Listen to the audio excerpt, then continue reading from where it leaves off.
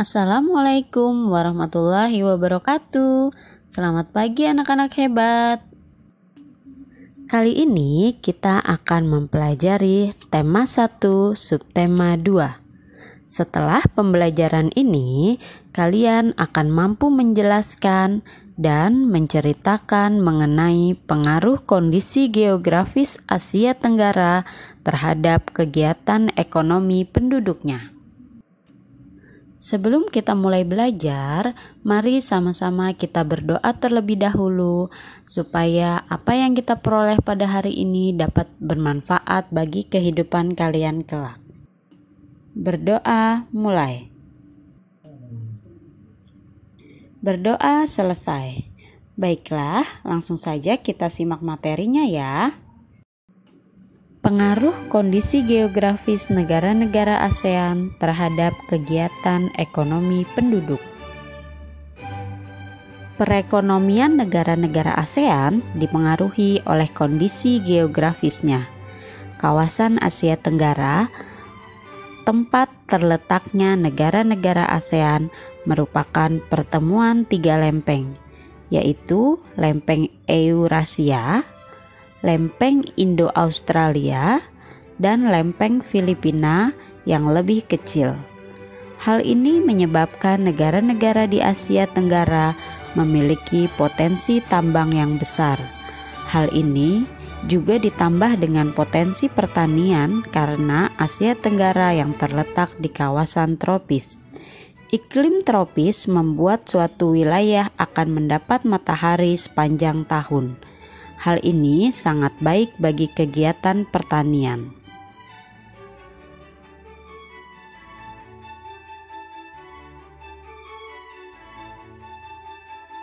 Indonesia. Di Indonesia, Pulau Jawa merupakan pulau yang paling baik dijadikan daerah pertanian karena kondisi geografisnya kebanyakan berupa dataran rendah dan banyak dialiri sungai. Potensi pertanian pulau lain tidak sebesar Pulau Jawa. Tambang timah ada di Bangka Belitung, sedangkan tambang emas dan tembaga terbesar di Indonesia ada di Pulau Papua. Potensi minyak bumi dan gas alam terbesar di banyak tempat seperti di Dumai atau Riau, Cepu, serta lepas pantai Laut Jawa. Malaysia. Wilayah Malaysia Barat yang subur baik dimanfaatkan untuk lahan pertanian. Sedangkan wilayah Malaysia Timur yang berupa perbukitan dan rawa kurang baik dimanfaatkan untuk pertanian. Wilayah Malaysia Timur banyak yang berupa hutan lebat. Malaysia memiliki potensi tambang timah yang besar. Selain tambang lain seperti minyak bumi, gas alam, dan bauksit. Brunei Darussalam. Wilayah Brunei Darussalam yang banyak berupa rawa kurang baik untuk dijadikan wilayah pertanian.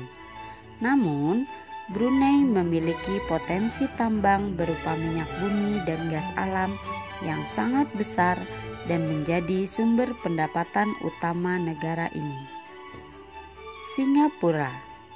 Dengan luas wilayahnya yang sangat kecil, Singapura tidak mengembangkan sektor pertaniannya. Potensi tambangnya pun hampir tidak ada. Letak negara ini yang strategis membuatnya menjadi jalur pelayaran dan transit yang sangat ramai. Selain itu, negara ini lebih mengandalkan sektor jasa dan industri yang membuatnya menjadi satu-satunya negara maju di kawasan Asia Tenggara. Kamboja. Wilayah Kamboja bagian tengah yang dipengaruhi oleh Danau Tonle Sap merupakan wilayah yang subur sehingga menjadi wilayah pertanian. Potensi tambang Kamboja adalah gas alam, minyak bumi, dan batu permata. Laos. Wilayah pertanian Laos banyak terdapat di sekitar dataran Sungai Mekong. Potensi tambang Laos adalah timah dan biji besi.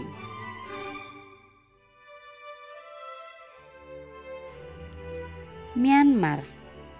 Wilayah pertanian Myanmar terdapat di bagian tengahnya yang merupakan dataran rendah yang dialiri Sungai Irrawaddy.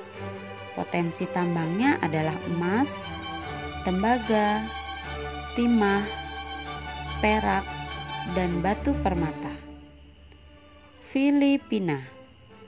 Wilayah pertanian utama di Filipina adalah Pulau Luzon. Pusat Riset Padi ASEAN IRRI atau International Rice Research Institute terdapat di Filipina. Potensi tambangnya adalah biji besi, tembaga, emas, perak, dan keramik. Thailand. Wilayah pertanian utama di Thailand adalah dataran rendah yang dialiri Sungai Chao Phraya. Wilayahnya yang berupa dataran luas membuatnya baik untuk pertanian. Potensi tambang Thailand berupa minyak bumi, gas alam, tembaga, biji besi, dan emas. Dan yang terakhir adalah Vietnam. Wilayah delta Sungai Mekong dan dataran rendah Sungai Merah merupakan wilayah di Vietnam yang paling cocok untuk pertanian. Potensi tambangnya adalah minyak bumi, gas alam, tembaga, emas, dan timbal. Ya, bagaimana? Sudah menyaksikan materinya bukan? Betul sekali. Jadi bahwa kesimpulan pada materi kali ini yaitu letak kondisi geografis suatu negara khususnya di Asia Tenggara sangatlah mempengaruhi kegiatan ekonomi penduduknya. Contohnya, suatu negara yang memiliki tanah yang subur. Nah, negara tersebut akan memanfaatkan tanah yang subur tersebut untuk dijadikan sebagai lahan pertanian. Sedangkan negara yang wilayahnya kecil, negara itu tidak akan mengembangkan sektor pertaniannya, tapi akan dikembangkan di sektor lain, seperti mengandalkan sektor jasa dan industri. Nah, begitu juga dengan negara-negara lain. Jadi, kondisi geografis negara tersebut sangatlah mempengaruhi kegiatan ekonomi penduduknya. Demikianlah materi kita pada kali ini. Mudah-mudahan bermanfaat. Wassalamualaikum warahmatullahi wabarakatuh.